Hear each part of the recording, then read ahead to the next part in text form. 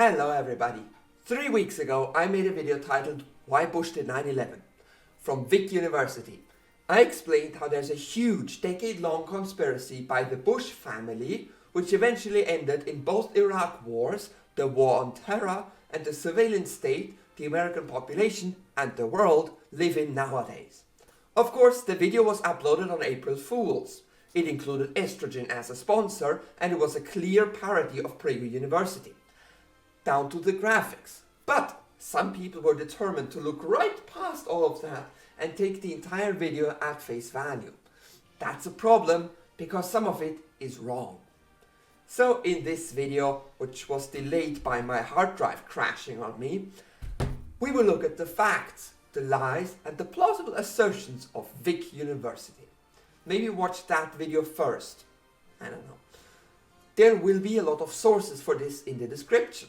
Usually I trust my viewers to be smart enough to find sources themselves. But this video will attract a lot of conspiracy theorists, so we can throw that assumption out of the window. While keeping the assumption that they care for first-hand sources, of course. Oh, and you should buy my book. Or maybe listen to it for free on YouTube like everyone does.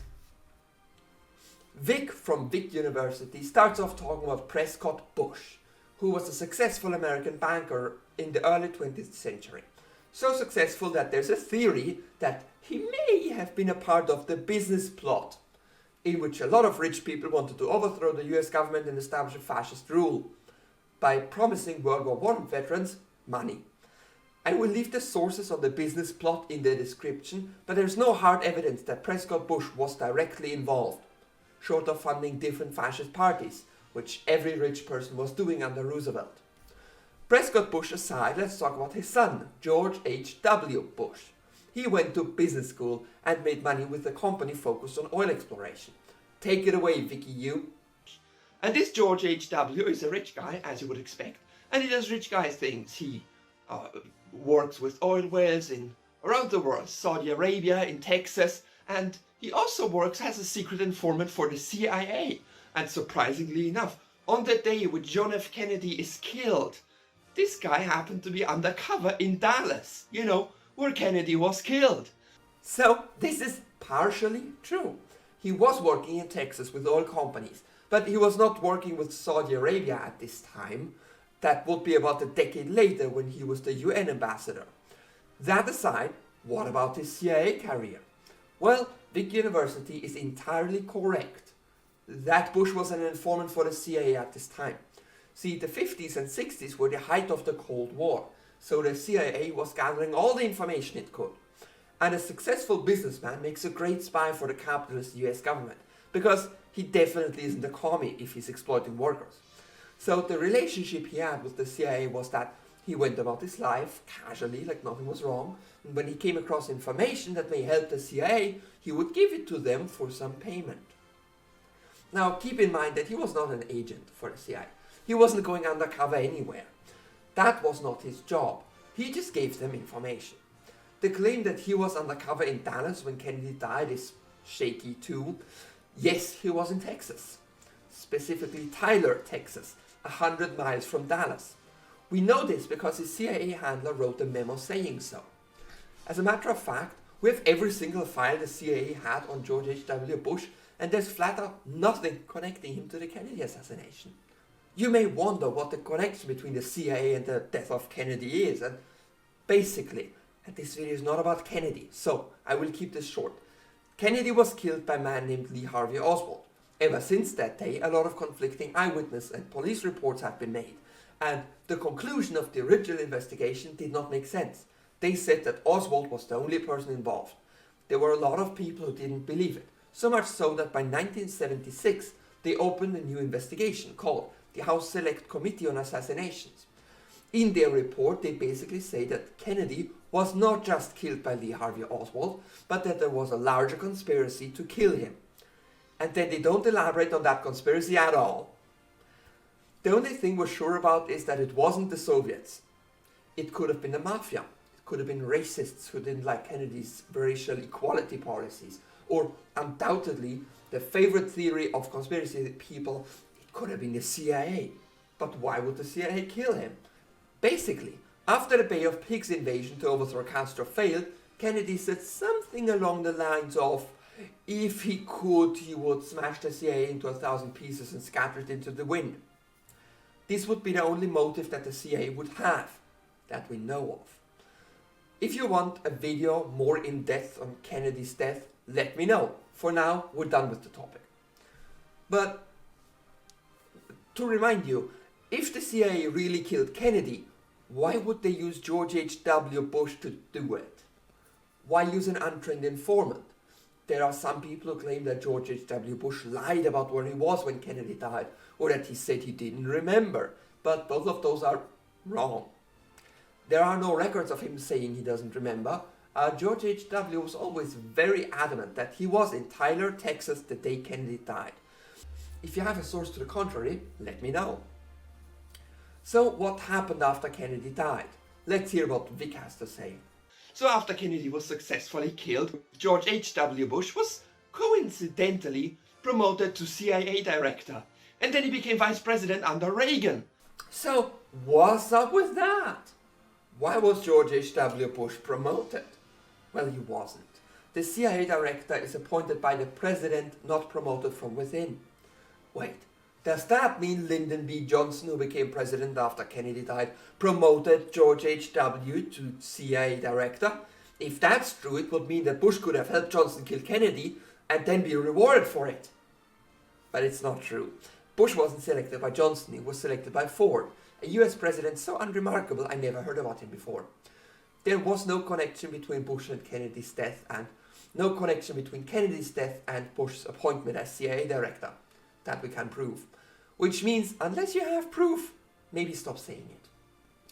The real reason he was chosen was because he was a popular Republican and a rich white guy. So the popular Republican president and fellow rich white guy selected him as CIA director.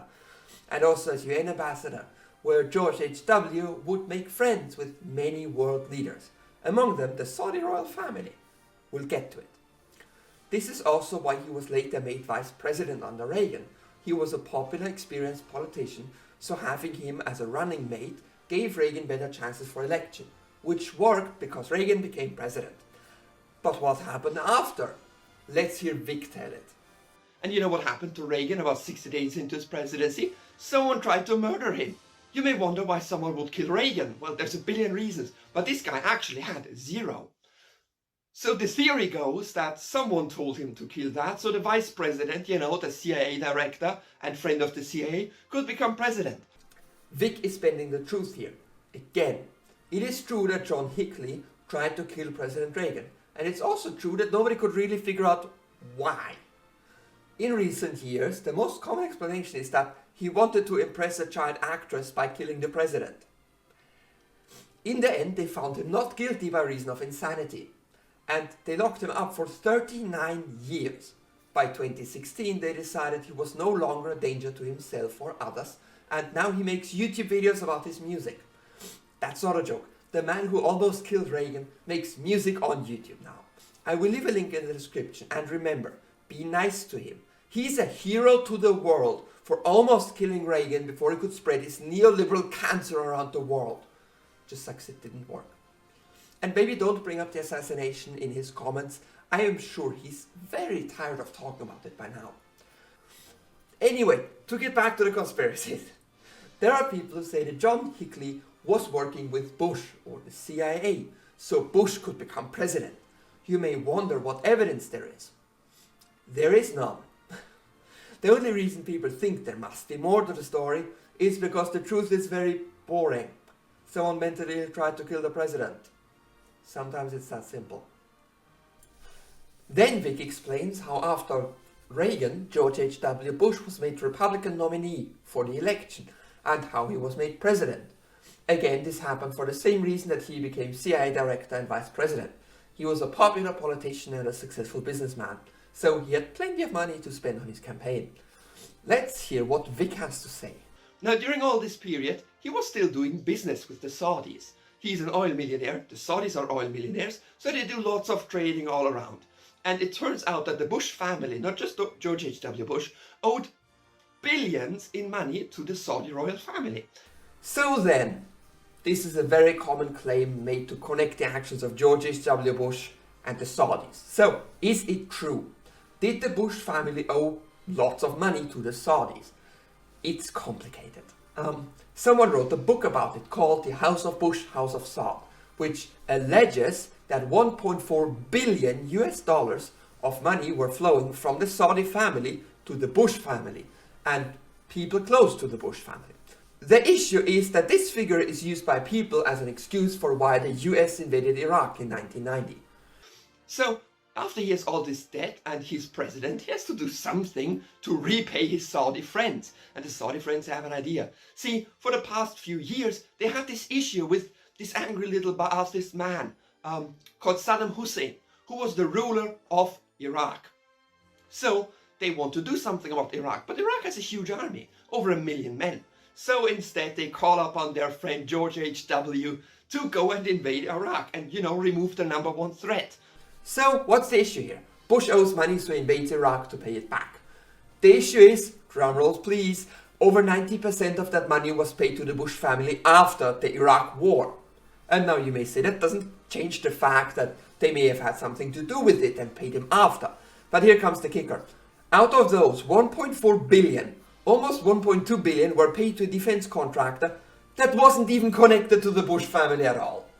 The book making this claim is either lying or got it seriously wrong. This may be technical, here's the explanation.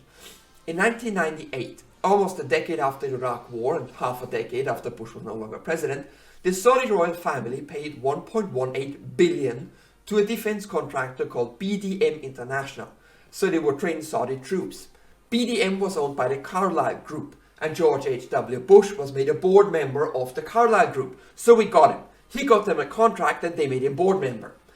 Except this is completely nonsensical because we're forgetting the timeline. 5 months before Bush was made director at Carlyle, they had already sold BDM to another firm. So Bush saw none of those 1.2 billion and neither did the company that made him a director. If this was the Saudis trying to pay off Bush, they did a lousy fucking job because none of that money got to him. I'm not denying that the Bush and the Saudi families were good friends and did lots of business. But the idea that Bush was in debt to the Saudis and that's why he invaded Iraq is laughable to me. There is nothing supporting that theory. But saying there is no evidence that this was the reason for the Gulf War sort of ignores the elephant in the room. Why did the US invade Iraq in 1990? Well, it's complicated. What you have to keep in mind is that this is not the Iraq War. The Iraq War was fought between George W. Bush and Iraq in 2003. We're talking about the Gulf War, fought between George H.W. Bush and Iraq in 1990. Don't confuse the two. There were two wars between the same countries, but they happened with different justifications. The main official reason why the US attacked Iraq in 1990 was the fact that Iraq had invaded Kuwait in the same year. History time. Both Iraq and Kuwait were made independent after English colonization. One of the reasons Kuwait and Iraq were separated was to make sure that they wouldn't unite and become too powerful for the British, Arabians or Iranians to deal with. This way they split up the oil fields, and because Iraq had no deep water harbors, they couldn't export their own oil. In effect, the British decided to make Iraq dependent on other nations. Fast forward, and with the support of the glorious Soviet Union, the Ba'athist party takes over Iraq in a bloodless coup. Ba'athism is a form of socialism that advocates for the unification, or at least cooperation, of all Arab nations to fight off invaders like Britain, France and Israel. The Western allies did not like this. They very much liked to have their colonialism unquestioned. In Saudi Arabia, Western companies extract and sell all the Saudi oil to places like the US and Europe. The Ba'athists in Iraq, under the leadership of Saddam Hussein, did not want foreign companies controlling their economy, so they nationalized all the oil production. The West did not like that, so they put embargoes on Iraqi oil. Iraq couldn't export its own oil anymore because of the lack of deep-water harbors, so they invaded Kuwait under the justification that before the British colonized the Middle East, they were in the same country. After that invasion, Iraq now controlled a lot of Middle Eastern oil production, and they were still under anti-imperialist mission, so they nationalized all of the Kuwaiti oil fields too. Naturally, the West did not like that at all. A communist country invading an innocent colony of, trade partner of the Western world, that won't stand. This is why they invaded Iraq. It was a socialist anti-imperialist country during the Cold War that gave them excuses. America didn't need Saudi money to be convinced to join. Killing communists and anti-imperialists was the whole justification they needed. So the United Nations Security Council passed Resolution 678 in 1990, which gave 34 countries, including the US and Saudi Arabia, the official thumbs up for the invasion. So, without declaring war, they marched in. It was a slaughter. The Iraqi army was mostly conscripts and using weapons from the 70s, and the Americans spent almost twice as much money on their army than the entire GDP of Iraq. After 2 months, Iraq's troops were completely pushed out of Kuwait and were in full retreat. At the same time, a popular rebellion started against Hussein, so the US and its coalition decided mission accomplished. They were sure Hussein would be overthrown now, and they would rather let it happen than put their own guy in charge. Of course, the war was super unpopular with the American people. Ever since Vietnam, the voters did not care about countries of the other side of the world being socialist, and Bush failed to give them a good excuse for sending in the army. So, 2 years later, he was not elected anymore. So, what happened then, Vic U? The US-led coalition rushes into Iraq in an attempt to destroy Hussein and his power base. They fail. And then George H.W. is not elected anymore. So after he is not elected anymore, he knows that he's not going to win another election after being voted out after the first term. So what he does instead is get his 2 sons, Jeb Bush and George W. Bush, jobs as governors. Jeb Bush becomes the governor of Florida and George W. Bush becomes the governor of someplace I don't care about. George W. eventually runs for president. And the vote is historically close. It's so close that one state could sway the way the votes would go. And bet which state it was. It was Florida. And in Florida, the count is so close that the state constitution says they have to redo the entire counting to make sure there's no mistakes. But here comes Jeb Bush, son of George H.W., brother of George W. And what does he do? He decides they don't need to count the votes. He decides, it's cool, my brother won. And that's how George W. Bush becomes president of the United States. It's not because he won the election, but because his brother deliberately sabotaged the election process. So then, many questions left open from this. Did George H.W. get his sons positions as governors? Most likely, yeah. The way American politics works is with parties. Parties have leaderships. In this case, the Republican Party leadership. And the head of the party are the big boys. The important guys, the people who are governors and senators and former presidents, like George H.W. Bush. And he openly campaigned for his son Jeb Bush to become governor of Florida and his son George W. to become governor of Texas, the place Vic doesn't care about. It's easy to say that there's a Bush family conspiracy going on, but it's not really that likely. It's just good old American corruption. Powerful people make their friends more powerful. That's how the Kennedys rose to power, that's how the Clintons took power, and that's how Obama got his friend Joe nominated as president, twice. The same for the Bush family. Yes, they are horribly corrupt, but the whole system is, so it's odd to point only them out. Eventually, after ruling Texas, George W. Bush decides to run for president in the election of the year 2000. His opponent was Al Gore, a man who was mostly focused on tackling the climate crisis about 20 years before we started recognizing that it was a crisis. George H., of course, had a lot of money from his daddy's oil business, so he decided to completely ignore the issue of climate change and talk about reducing taxes instead, which he did, and Americans are still carrying the debt. Long story short, Al Gore got 500,000 more votes and lost because of the Electoral College. But let's zoom in on that. The votes were so close that a single state could change the result, and it just so happens that one state, called Florida, with 6 million ballots, came within 500 votes of swaying the entire election. That's pretty close. I hope nobody miscounted, said Florida law. So they started to recount in accordance with the law. After some time, Bush's leadership was shrinking. Instead of 500 votes more, it was 400, then 300, and then the Florida Secretary of State decided to stop the recount. So the Al Gore campaign went to the Supreme Court of Florida and demanded they do a full recount. And the Supreme Court of Florida agreed that they have to do a recount, so they get the correct president, and they start recounting again. But then the Bush campaign went to the Supreme Court of the United States to stop the recount, and they decided not to finish recounting. So in effect, the Supreme Court decided that the votes do not matter. Bush is president. The Supreme Court decided that the Supreme Court can decide who's president. A precedent which they have not abused so far. And that's how Bush Jr. became president. But Vic University said that Jeb Bush was involved.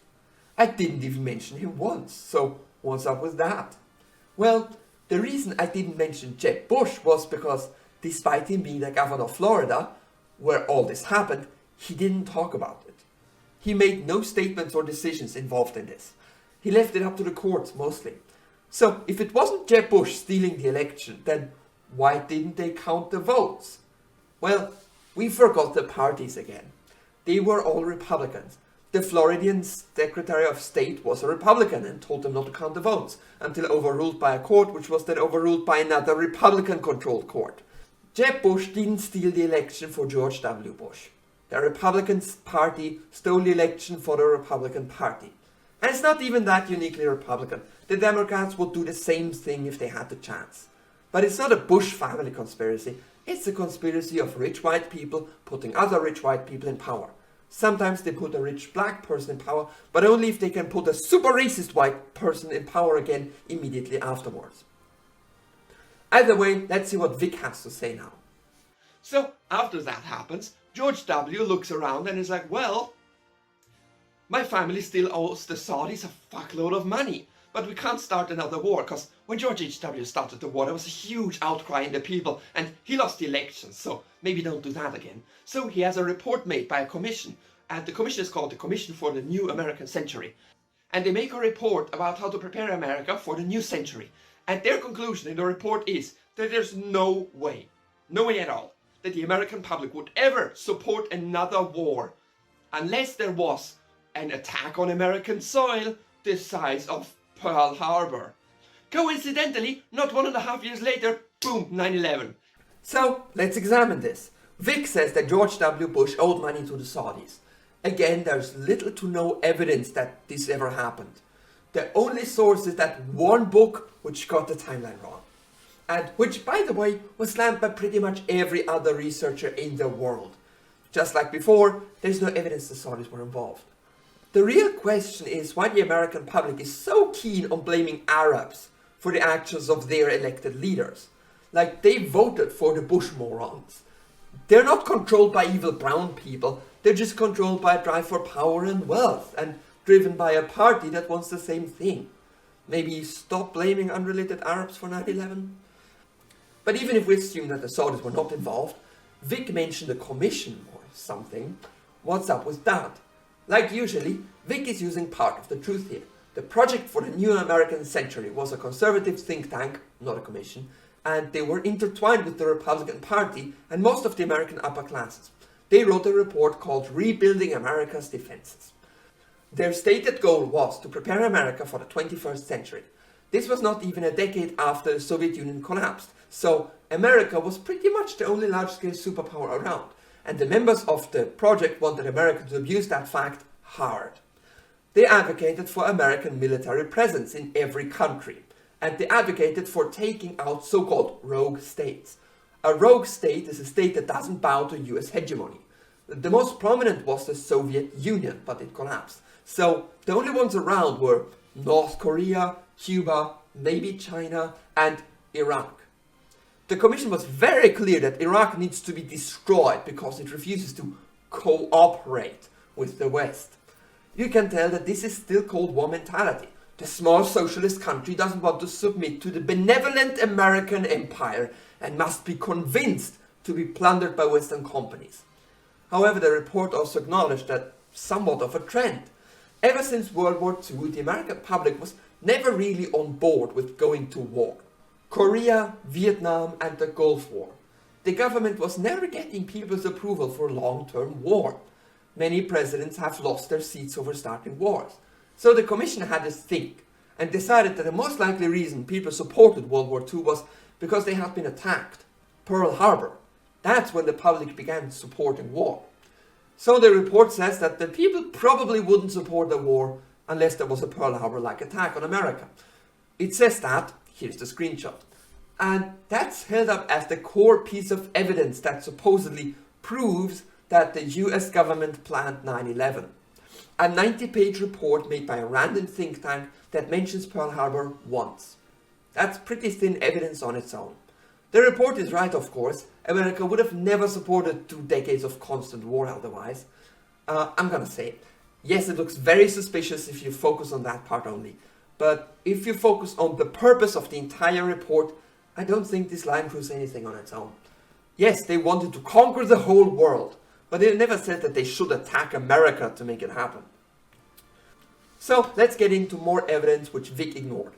They knew an attack was coming. The FBI and CIA were both repeatedly tipped off that a terrorist attack was coming.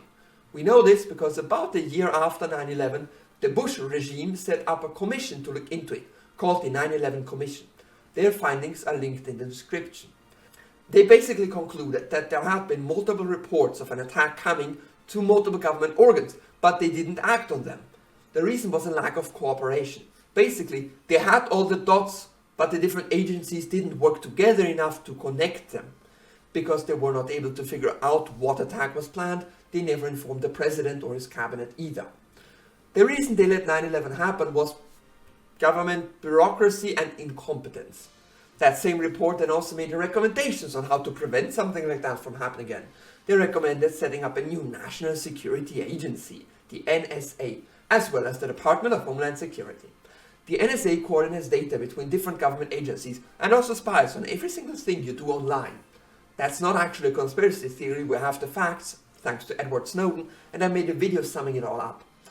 Homeland Security, on the other hand, runs places like the TSA, which keeps America safe by strip-searching brown people. And they also run ICE, which keeps America safe by putting brown people in cages. As you can tell, the aftermath of 9/11 made America way more authoritarian than it already was. Most of the fascist tendency the US exhibits right now were started after 9/11. Of course, 9/11 was also part of the justification used by the US to illegally invade Iraq, again, and Afghanistan. They threw around the buzzword war on terror, the same way Republicans nowadays throw around woke.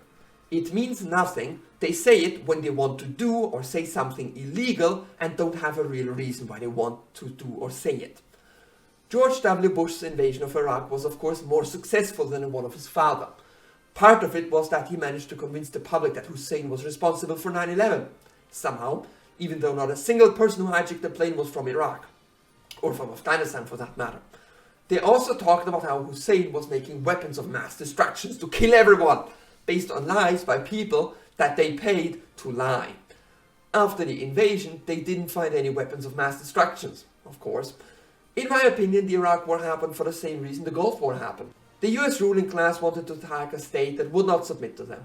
Hussein was still in power and he was still not selling his oil to America, and he was still not supporting Israel. There was no country in the world that would side with them, so Bush saw it as an easy way to gain popularity and make the arms industry richer.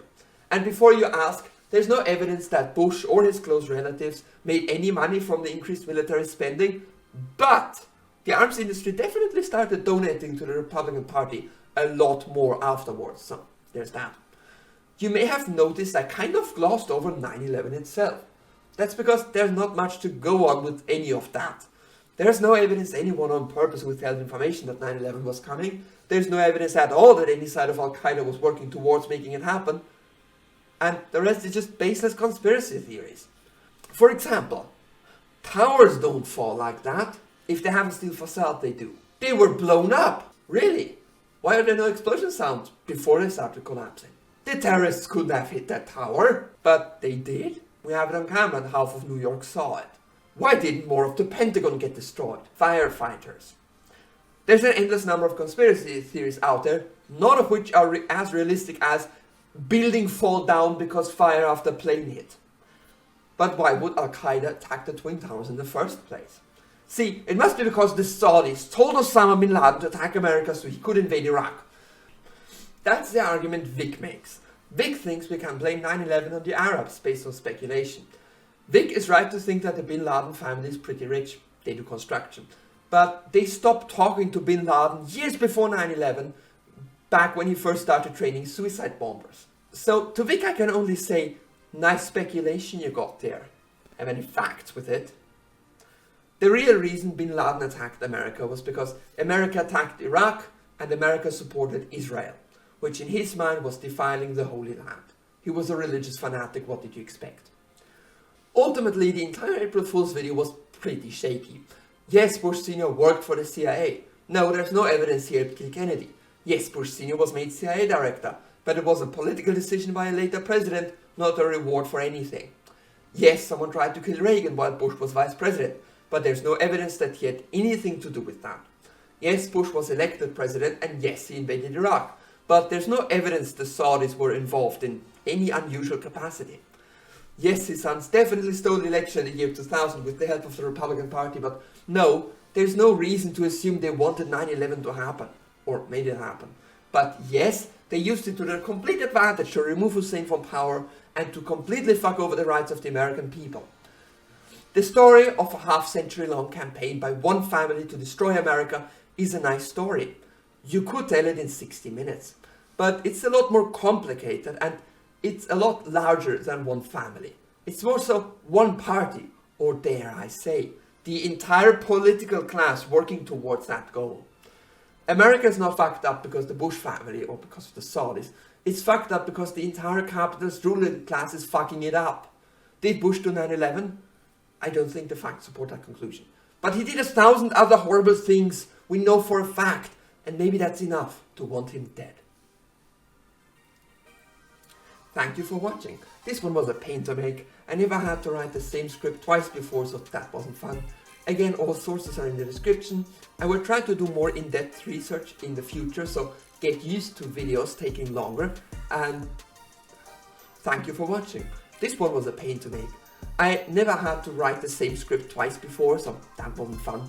Again, all sources are in the description, and I will try to do more in-depth research in the future, so get used to videos taking longer to make and having more complicated sources than Wikipedia. Special thanks to Liam S, Alan V, Dave Hatt, Eric Betts, Lily Lawlett, Nanizaria, Tusnik, Broccoli Robbery, Carissa, Daniel Hyman, Dominic Cusanelli, Emily Margot Klassen, Evan Brermel, Kevin Sanders, Clastrip, Cohen, Lazy Panda 234, Luxdoll, Monica McGrain, Raymond DeVille, Red Shock Trooper, Sarah, Stairmaster Chef, Theon Gilliland Jr., Travis, and Theon Leia Hartley.